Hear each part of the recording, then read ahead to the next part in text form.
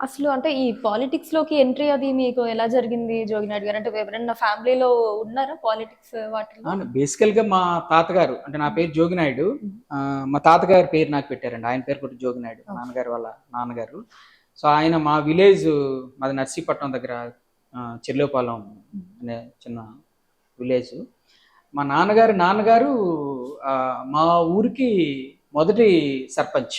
ఓహ్! Okay. So, అప్పట్లో చేతులెత్తి ఎన్నుకోవడం అట. సో, హుహుహు. అలాగా తర్వాత ఆయన 3, 4 టైమ్స్ చేశారు. ఆ తర్వాత మా మదర్ ఫాదరు ఆ తాతగారు కూడా 3, 4 టైమ్స్ చేశారు. ఆ తర్వాత మా మామయ్య అంటే టోటల్‌గా అందరూ కూడా పొలిటికల్‌గానే ఉన్నారు. ఓహ్! అది నేనే చిన్నప్పుడే సినిమాలకి రావటం. మరలా ఇంట్రెస్ట్ అంటే ఇది జగన్ గారి వల్ల వచ్చిన ఇంట్రెస్ట్ అండి. బేసికల్‌గా రాజశేఖర రెడ్డి గారంటే ఇష్టం. రాజశేఖర రెడ్డి గారు టైంలో ఆయనకి అడ్వర్టైజ్‌మెంట్స్ చేయడం ఇవన్నీ జరిగాయి. కానీ తర్వాత ఆయన చనిపోయిన తర్వాత జగన్ గారి రావటం అనుకోకుండా అంటే ఆయన యొక్క పోరాట పటిమ, ఆయన క్యారెక్టరు, ఆయన యొక్క ఆహ్, ఆహ్, అంతా చూసి నాకు ఇంక సపోర్ట్ చేయాలి. అంటే నేను పొలిటీషియన్ అవ్వాలని ఇక్కడ రాలేదండి. నేను జగన్ గారికి సపోర్ట్ చేయాలి అని వచ్చాను. మొదటి నుంచి ఆయన ఎప్పుడు ఎలక్షన్‌లో 14 ఎలక్షన్‌లో నేను క్యాంపెయినింగ్ చేశాను. 19 ఎలక్షన్‌లో క్యాంపెయినింగ్ చేశాను. ఇప్పుడు కూడా చేస్తున్నాను. ఓకే. అంటే హ్మ్. నేను డైరెక్ట్ పొలిటీషియన్ కాదు. నేను హ్మ్. Just indirect politician. సపోర్టర్. ఆయనకి సపోర్ట్. అంటే ఓకే. అందరూ ఎవరైనా పొలిటీషియన్ అంటే నాకు ఆ! కొంచెం ఇబ్బందికరంగా ఉంటది. ఓకే. ఫైన్. అంటే ఇప్పుడు మనం డెఫినెట్‌గా ఒక వ్యక్తిని అభిమానిస్తున్నాము అంటే దానికి కొంత కారణాలుంటాయి. మన మనసు మనకి యెస్. యెస్. చెప్తూ ఉంటుంది. అవునండి. అవును. సో, అలాగా ఇంక జగన్ గారిని మీరు అభిమానించడానికి గల కారణాలేంటి? అదేనండి. హ్మ్. అంటే ఆయన క్యారెక్టర్ అండి. అంటే వాళ్ళ ఫ్యామిలీ అంతా అంతే. ఇప్పుడు వైఎస్ఆర్ గారు. అంటే వాళ్ళు సాధారణంగా ఒక మాట ఇచ్చే ముందు ఆలోచిస్తారండి. మాట ఇచ్చిన తర్వాత ఆ మాట మీద కట్టుబడిపోతారండి. అంతే. అది ముఖ్యంగా ఎలాంటి పొలిటీషియన్‌కైనా ఉండాల్సిన లక్షణం. హ్మ్. సో, అది బాగా నాకు నచ్చుతుంది. పైగా ఇప్పుడు జగన్ గారికి ఏం అవసరం ఉందండి? అంటే ఇంత సీఎం అయిన తర్వాత కూడా ఇంత కష్టపడాల్సిన అవసరం సాధారణంగా అనుకుంటారు. యాహ్! ఆయనకి అవసరం ఎవరి కోసం చేస్తాడని. ఇప్పుడు రాజశేఖర్ గారు చనిపోయిన తర్వాత జనరల్‌గా ఏం చేస్తారండి ఆయన పెద్ద బిజినెస్ మ్యాన్.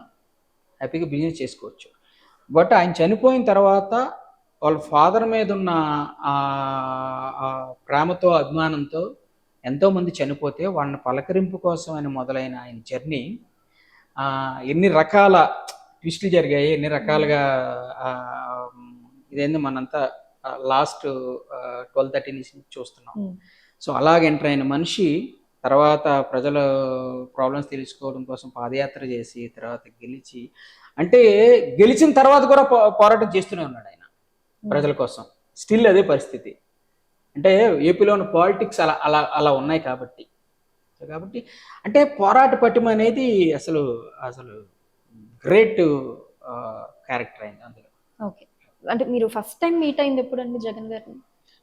నేను ఆయన ఎంపీ కాకముందే ఆయన మీట్ అయ్యానండి. ఓహ్! 2008లోనే ఆయన కలిసాను హ్మ్. ఫస్ట్. 9లో ఎంపీ అయ్యారండి. 2008లో వైఎస్ జగన్ చారిటబుల్ ట్రస్ట్ అని బియ్యపు మధుసూదన్ రెడ్డి గారు ఇప్పుడు శ్రీకాళహస్తి ఎమ్మెల్యే. హుహు. సో, ఆయన ఒక ట్రస్ట్ పెట్టారు. ఆ వైఎస్ జగన్ చారిటబుల్ ట్రస్ట్‌లో నేను ఫిల్మ్ ఇండస్ట్రీ నుంచి మాకు పరిచయం ఉన్న రామకృష్ణరాజు గారని ఆయన నాకు బాగా క్లోజు. మామయ్య, మామయ్య అంటుంటాను. సో, ఆయన వాళ్ళిద్దరు ఫ్రెండ్స్. ఆయన ఎలా ట్రస్ట్ పెడుతున్నారు నాయుడు ఇట్లాగా నువ్వు గూడా జాయిన్ అయితే బావుంటది ఇండస్ట్రీ తరపు నుంచి అని చెప్పి ఇక్కడ హైదరాబాద్‌లో మీటింగ్ పెడితే ఆ మీటింగ్‌కెళ్ళటం.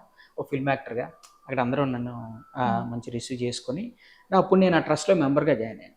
అక్కడి నుంచి ఏంటంటే ఆయన ఎవ్రీ జగన్ గారి డిసెంబర్ 21 బర్త్‌డేకి ఆయన చాలా చారిటీ చేయటం, బ్లడ్ డొనేషన్ క్యాంప్స్, తర్వాత కళాకారులకి మనీ డొనేట్ చేయటం, ట్రై సైకిల్స్ ఇలా రకరకాలు చేస్తున్నప్పుడు అప్పుడు 2008, 9, 10 అట్లాగే నేను ఆ ఈవెంట్స్ చేసేవాడిని. అందులో ఓకే. మెంబర్‌గా ఉండే. హ్మ్. అప్పుడు 2008లోనే ఆయన శ్రీకాళహస్తి వచ్చారు. హ్మ్. అసలు అప్పుడే ఆయన చూడటానికి చాలా గగనం అయిపోయింది. అసలు ఒక హీరో అంటే జగన్ గారు అప్పుడు ఎంతో మందికి కొన్ని అసలు ఆంధ్రప్రదేశ్ ఉమ్మడి రాష్ట్రం హ్మ్. అప్పుడు. హ్మ్. అసలు కొన్ని కోట్ల మందికి ఆయన ఎలా ఉన్నారో కూడా తెలీదు. అప్పుడు అక్కడికి ఆయన వచ్చినప్పుడు అక్కడికి వచ్చిన వేల మంది జనాల్లో అసలు ఆయన ఎలా వచ్చారు, ఇప్పుడు ఎలా ఉందని అలాగే ఎలా వచ్చారో ఎలా వెళ్ళారో, అప్పుడు ఆయన మమ్మల్ని ఇంట్రడ్యూస్ చేయడం కూడా అలాగా అలా అలా పైన అలా ఇంట్రడ్యూస్ చేశారన్నమాట పలానా అని చెప్పి ఆయన. అన్న అన్న అన్న బాగున్నారన్న అని అలా ఫస్ట్ టైం అక్కడ చూశాను. ఇంకా తర్వాత నుంచి చాలాసార్లు కలిసాను. ఓకే. సో ఫస్ట్ అయితే ఈ చారిటబుల్ ఈ యాక్టివిటీస్ లో దాని అలా ద్వారా ఆయనతో పరిచయం అయింది. Okay, fine.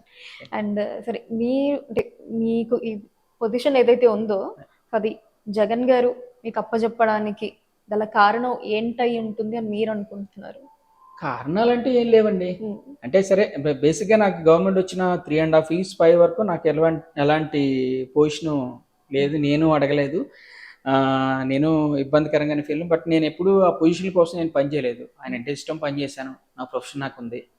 బట్ అయినా కూడా ఏంటంటే నాకంటే కూడా ఎక్కడో నా ఫ్యామిలీ మెంబర్స్, ఫ్రెండ్స్ వీళ్ళందరూ అరే జోగినాయుడు నువ్వు కష్టపడ్డావు కదా, ఎంతోమందికి ఇస్తున్నారు, నువ్వేంటి అడగట్లేదా, లేకపోతే నేను గుర్తించట్లేదా అనేవారు.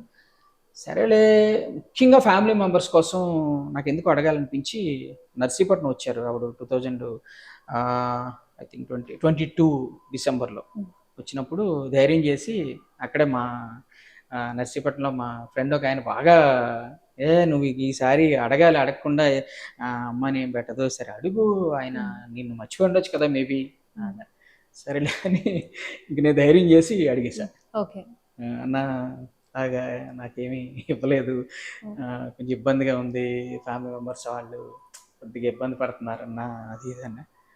అంతే, జోగి జోగి జోగి నీకేం ఇవ్వలేదు కదా, నేను ఇవ్వలేదు కదా, అయ్యో అయ్యో అయ్యో మర్చిపోయాను అంటే ఆయన 3-4 సార్లు అంటారు ఏదైనా, మర్చిపోయాను జోగి అని. వెంటనే పక్కన ధనుంజయ రెడ్డి గారు ఉన్నారు. నాకు పిలిచి జోగి నెంబర్ తీసుకోండి, మీ నెంబర్ జోగికి ఇవ్వండి, తీసుకో జోగి, నోట్ చేసుకో. అక్కడ ఉండగానే ఇమ్మీడియట్గా లేదని నేను తీసుకుంటా, నోట్ చేసుకో ముందు నెంబర్ అని technique number Dhananjaya Reddy number ఇచ్చి, జోగి నెంబర్ తీసుకోండి నాయుడు మీరు అని ఆయన నెంబర్ తీసుకొని అయిపోయారు. థ్యాంక్ యూ అంటే అయిపోయాను. కట్ చేస్తే 4 రోజుల తర్వాత నాకు ఫోన్ కాల్ వచ్చింది. Okay, with in 4 days CMO నుంచి ఫోన్ కాల్ వచ్చింది, రమ్మన్నారు. తర్వాత డిస్కస్ చేసి ఇలాగా సార్ మర్చిపోయారు, మీకు పర్సనల్గా మీకు మంచి పొజిషన్ అకామిడేట్ చేయమన్నారు, అది కూడా రిలేటెడే కావాలి. అప్పుడు పిలిచి మాట్లాడి, అంటే అసలు ఒక 20-30 డేస్లో మొత్తం వర్కౌట్ చేసి అందరిని పిలిచి మాట్లాడి ఒక న్యూ జీవో ఇచ్చారండి నా పొజిషన్కి.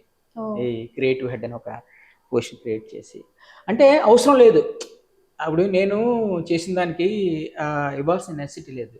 అంటే అదే అంటున్నాను కదండి, అంటే పని చేసిన వాళ్ళని గుర్తించటం, అంటే ఆయనకు అవసరం ఉందండి, నిన్ను మర్చిపోయాను, అరే మర్చిపోయాను అని చెప్పే అవసరం ఆయనకి లేదు. అంటే అప్పుడే అనిపించింది ఇనఫ్, చాలు, ఇలాంటి రికగ్నిషన్ ఎందుకంటే ఏం కావాలి అని చెప్పి, అది మాటలో చెప్పలేని ఒక గ్రేట్ ఇన్సిడెంట్. రెస్పాన్స్ కూడా చాలా మళ్ళీ మీకు ఇమీడియట్ గా ఉంది, 4 days లోనే రావటం జరిగింది ఆ ఫోన్ కాల్ అన్నది. ఫస్ట్ అయితే అది డైరెక్టర్ అవుదామని మీరు ఇంకా ఇండస్ట్రీకి రావటం జరిగింది.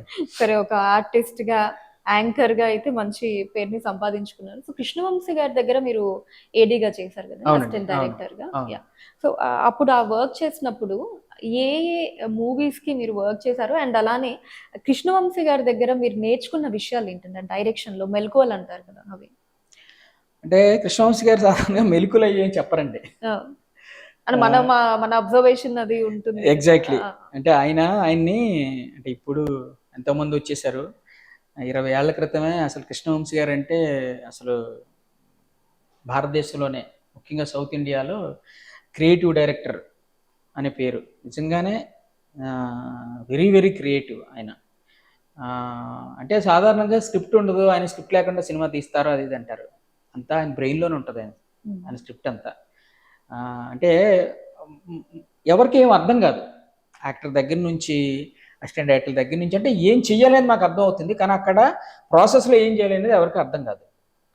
బట్ ఒక యాంబియన్స్ క్రియేట్ చేస్తారండి షూటింగ్లో, అసలు అద్భుతమైన యాంబియన్స్. అంటే షూటింగ్ మనం రేపు పొద్దున్న ఎప్పుడు తెల్లారుతుందా కృష్ణవంశీ గారి దగ్గర మళ్ళా మనం ఏం నేర్చుకుంటామా అంటే ఆ అట్మాస్ఫియర్ అంటే ఒక యాక్టర్కి ఒక సీన్ నరేట్ చేయటంలోను, ఒక టెక్నీషియన్కి ఒక షార్ట్ కంపోజిషన్లోను చాలా ఇంట్రెస్టింగ్ ఉంటుందండి. అంటే ఇప్పుడు తెగ వచ్చేసే డైరెక్టర్లో చాలా తీస్తున్నారు అఫ్కోర్స్, బట్ అప్పుడు ఆ 97, 98, 99 నుంచి 2004, 5, 6 వరకు ఆ స్పాన్ ఆఫ్ 10 yearsలో ఆయన తీసిన ఫిల్మ్స్ ఏదైనా కూడా ఏంటంటే అందుకనే అప్పట్లో వెంపర్లు ఆడేవారండి కృష్ణవంశీ గారి దగ్గర. అంటే రామ్ గోపాల్ వర్మ గారి తర్వాత మళ్ళీ కృష్ణవంశీ గారి దగ్గర అసిస్టెంట్ డైరెక్టర్గా పనిచేయడం కోసం వెంపర్లు ఆడేవారు. నేను కూడా ఎన్నోసార్లు తిరిగాను. మరలా ఆయనే పిలిచి మళ్ళీ జోగి బ్రదర్స్ ప్రోగ్రామ్ చూసి నాకు అసిస్టెంట్ డైరెక్టర్గా అవకాశం ఇచ్చారు. సో అందుకని నేను ఆయన దగ్గర అంతఃపురం, సముద్రం, మురారి స్టార్ట్ అయిన కొన్ని రోజులకి నేను ఇంకొంచెం యాక్టర్గా బిజీ అవ్వటం, స్టూడియో పెట్టడం, దీనిలో వచ్చేసాను అనమాట. అంటే ఆయన దగ్గర మనం ఆయన ప్రత్యేకంగా ఏమీ చెప్పరండి, ఇలా చెయ్యాలి ఈ ప్రాసెస్ అంటే ఏం చెప్పరండి. బట్ ఆయన దగ్గర ఒక సినిమా చేస్తే చాలు, ఇంకా అది ఇంకా మన తర్వాత మన టాలెంట్ మనకి డెఫినెట్గా ఒక కొత్త లోపల మన బ్రెయిన్లో ఏదో ఓపెన్ అవుతుంది ఒకటి గ్యారంటీగా. ఓకే, అది చాలా చాలా ఇంట్రెస్టింగ్ అండి. ఆయన దగ్గర వర్క్ చేయడం చాలా బాగుంటుంది. మీరు ఎప్పుడైనా అంటే తర్వాత అఫ్కోర్స్ అది అంటే డైరెక్షన్ అనే కాకుండా కృష్ణవంశీ గారి దగ్గర నుంచి నేర్చుకున్నవి తర్వాత ఇంప్లిమెంట్ చేసినవి ఏమైనా ఉన్నాయా? అంటే ఇంప్లిమెంట్ చేయడానికి నేను తర్వాత డివేట్ అయిపోయాను. నేను డైరెక్టర్గా కంటిన్యూ అవ్వలేదు. నిజానికి డైరెక్టర్ అవ్వాలనే ఇన్స్పిరేషన్తోనే వచ్చాను. ఎప్పుడో 10th క్లాస్లోనే శివ సినిమా చూసి పారిపోయి వచ్చి ఈ ప్రాసెస్ అంతా జరిగింది. బట్ నేను ఎప్పుడూ ఇంకా తర్వాత డివేట్ అయ్యి స్టూడియో పెట్టడం, యాక్టర్గా రావటం, అదే అంటారు కదా ఒక్కొక్కసారి మనం ఏదో అవుదామని వస్తాం ఫిల్మ్ ఇండస్ట్రీకి, ఇంకోటి ఏదో అవుతాం. అలా జరిగింది నా లైఫ్లో. తర్వాత జనరల్గా ఏదో యాడ్లు చేయటం, లేకపోతే మా ప్రోగ్రాములకి మేమే తీసుకోవటం, ఇవి పెద్ద డైరెక్షన్ ఏముంటుందండి. అలా తప్పితే ఇంకా ఫిల్మ్ అనేది ఇంకా నేను డైరెక్ట్ చేయడానికి ఎప్పుడు ట్రై చేయలేదు. ఓకే, పూరి జగన్నాథ్ గారు కూడా మీకు బంధువు ఆయన అవుతారు, కజిన్. ఆయన ఫస్ట్ ఇండస్ట్రీకి వచ్చింది ఆయన దగ్గరే. ఆయన దూరదర్శన్లో పనిచేసేటప్పుడు కొన్ని రోజులు ఆయన దగ్గర అసిస్టెంట్ గా పనిచేశాను. పనిచేసిన తర్వాత అప్పుడు ఆయన దగ్గర నుంచే ఇంకా అన్ని ప్రయత్నాలు, ఇంకా ఆయన కూడా అప్పుడు ప్రయత్నాల్లో ఉండేవారు. సో ఆ తర్వాత నేను బయటికి రావడం, రకరకాల డైరెక్టర్ దగ్గర పనిచేయటం, కృష్ణవంశీ గారి దగ్గర పనిచేయటం, తర్వాత మళ్ళీ నేను స్టూడియో స్టార్ట్ చేయటం, నడిచిన career. Okay, so Puri Jagannath గారితో వర్కింగ్ పరంగా ఎప్పుడు అవ్వలేదు అనుకుంటాను. చేశాను, అసిస్టెంట్ దగ్గర పనిచేశానండి. అంటే సినిమాలకు పనిచేయలేదు, టెలివిజన్లో పనిచేశానండి. అన్నయ్య దగ్గర చాలా కూల్ అండి, వెరీ కూల్. ఆయన దగ్గర కూడా అంతే, ఆయన కూడా ఇలా చెయ్యండి అది ఇది అని ఉండదు. కాకపోతే ఆయన చాలా సిస్టమేటిక్ ఉంటుంది. సిస్టమేటిక్ అంటే ఒక్కసారి బౌండెడ్ స్క్రిప్ట్ కంప్లీట్ అయిపోయిన తర్వాత ఇంకా 50 రోజులు షూటింగ్ అంటే 2 రోజుల ముందే అయిపోతుంది సినిమా. అది చాలా ప్లాన్డ్ ఉంటుంది, చాలా పర్ఫెక్ట్ ప్లానింగ్ అంతా చాలా బాగుంటుంది సార్, చాలా కూల్. పూరి గారికి పేరు ఫాస్ట్ గా మూవీస్ తీసేస్తారని. అయ్యో, ఒకప్పుడు ఫాస్టెస్ట్ డైరెక్టర్ అండి సౌత్ ఇండియాలో ఆయన. ఆయన దగ్గర చాలా చాలా హాయిగా ఉంటుందండి వర్క్.